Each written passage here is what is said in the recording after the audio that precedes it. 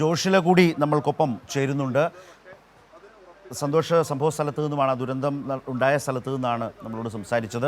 ജോഷില കൂടി ചേരുന്നു. Joshila, good morning. ഇന്നലെ കഴിഞ്ഞ ദിവസം അടിയന്തരമായി വിവരം അറിഞ്ഞ് രണ്ട് മന്ത്രിമാർ ഹെലികോപ്റ്ററിൽ അവിടേക്ക് വന്നിരുന്നു. ഇന്നലെ മുഖ്യമന്ത്രി വി ഡി സതീശൻ ഹെലികോപ്റ്ററിൽ അവിടെ വന്ന് സ്ഥലമൊക്കെ സന്ദർശിച്ച് മടങ്ങിയിട്ടുണ്ട്, വാർത്താ സമ്മേളനമൊക്കെ നടത്തിയിരുന്നു. ഞാൻ ചോദിക്കാൻ വന്നത്, ഇന്നിപ്പോൾ പ്രതിപക്ഷ നേതാവ് അവിടേക്ക് എത്തുന്നുണ്ട്. യഥാർത്ഥത്തിൽ ഈ കാര്യങ്ങൾ ഇതൊരു മനുഷ്യനിർമ്മിത ദുരന്തമാണ്. കാരണം ആ പ്രദേശത്ത് ഇങ്ങനെ ലക്ഷക്കണക്കിന് ക്യൂബിക് മീറ്റർ മണ്ണ് കൂട്ടിയിട്ടിരിക്കുന്നു. അത് നീക്കം ചെയ്യാൻ തീരുമാനിക്കുന്നു. ആ തീരുമാനം നടപ്പാക്കുന്നില്ല. പിന്നീട് അതേ സംവിധാനം തന്നെ തൽക്കാലം മാറ്റേണ്ട എന്ന വിചിത്രമായ മറ്റൊരു നിലപാട് സ്വീകരിക്കുന്നു. ഇങ്ങനെ ഇതുപോലൊരു കനത്ത മഴക്കാലത്ത് എടുക്കേണ്ട അടിയന്തര തീരുമാനങ്ങൾ എടുക്കാതെ അങ്ങനെ അവിടെ കൂട്ടിയിട്ടിരുന്ന മണ്ണ് വലിയ തോതിലൊരു ദുരന്തത്തിന് കാരണമാകുന്നു എന്ന പ്രശ്നം നിൽക്കുന്നു.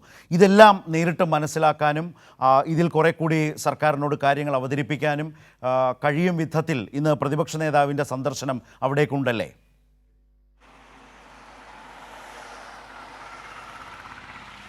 തീർച്ചയായും ശരത്, ഇന്ന് പ്രതിപക്ഷ നേതാവ് പിണറായി വിജയനും അതുപോലെ തന്നെ CPM സംസ്ഥാന സെക്രട്ടറി MV ഗോവിന്ദൻ മാഷും ഇന്ന് ഇവിടേക്ക് എത്തിച്ചേരും. അവർ 9:15 കള്ളാടിയിൽ എത്തിച്ചേരും എന്നാണ് അറിയിച്ചിരിക്കുന്നത്. 11:30 പ്രതിപക്ഷ നേതാവ് മാധ്യമങ്ങളെ കാണും. അതിനു മുൻപ് തന്നെ ദുരിതാശ്വാസ ക്യാമ്പും അതുപോലെ തന്നെ വിംസ് ഹോസ്പിറ്റലും സന്ദർശിക്കും. വിംസ് ഹോസ്പിറ്റലിലാണ് പരിക്കേറ്റ തൊഴിലാളികൾ ഉള്ളത്.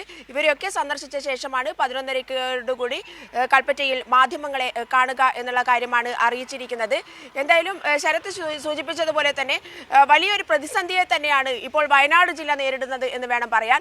കാരണം കൃത്യമായ ഏകോപനം, ഇന്ന് റെഡ് അലേർട്ട് ആണ് ജില്ലയിലുള്ളത്. അതേസമയം തന്നെ വയനാട് ജില്ലയെ സംബന്ധിച്ചിടത്തോളം ദുരന്തങ്ങൾ ഒരുപാടുണ്ടായ ജില്ലയാണ്. പുത്തുമല ദുരന്തം നമ്മുടെ മുന്നിലുണ്ട്.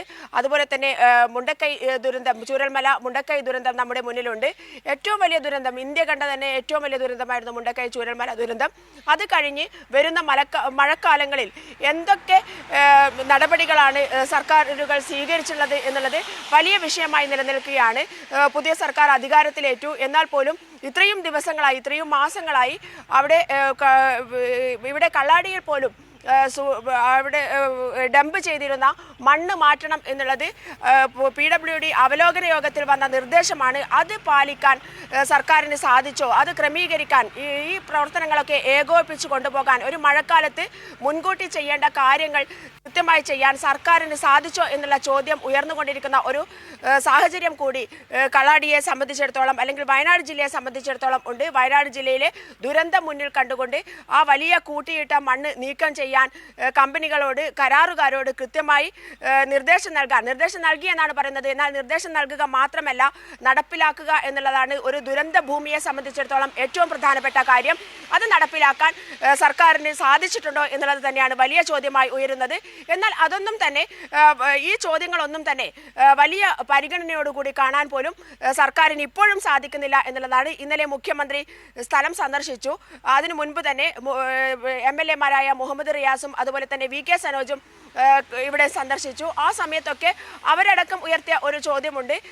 എന്തുകൊണ്ടാണ് ഇത്തരത്തിൽ കരാറുകാരെ കൃത്യമായി അവിടെ നിന്ന് മണ്ണ് മാറ്റാനുള്ള നിർദ്ദേശം കൊടുക്കുക മാത്രമല്ല അവരെ ആ ജോലി ചെയ്യിപ്പിക്കാൻ സാധിക്കാത്തത്, ആ പ്രവൃത്തിയിലേക്ക് കൊണ്ടുപോകാൻ സർക്കാരിന് സാധിക്കാത്തത് പോയത് എന്തുകൊണ്ട് എന്നുള്ള ഒരു ചോദ്യം തന്നെയാണ് ഉയർന്നു വരുന്നത്.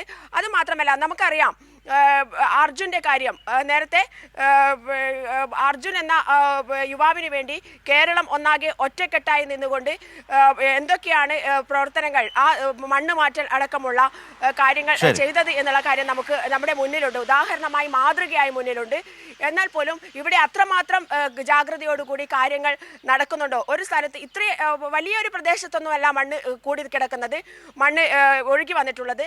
എന്നാൽ അതൊക്കെ മാറ്റാൻ, അവിടെ നിന്ന് മാറ്റാൻ പോലും 2 ദിവസമായി പ്രവർത്തിച്ചിട്ട് സാധിക്കുന്നില്ല. ഒരു ഏകോപനം ഈ കാര്യങ്ങളിലൊന്നും തന്നെ ഉണ്ടാകുന്നില്ല എന്നുള്ളതാണ്. മുണ്ടക്കൈ ചൂരൽമല ദുരന്ത സമയത്ത് നടന്ന ഒരു ഏകോപനം ഇത്തവണ ഉണ്ടായിട്ടില്ല. മന്ദഗതിയിലാണ് ഈ മണ്ണുമാറ്റലും പ്രവൃത്തികളും ഒക്കെ തന്നെ നടക്കുന്നത് എന്നുള്ള ആരോപണങ്ങളും ഉയർന്നു വരികയാണ്. ശരത്, ശരി.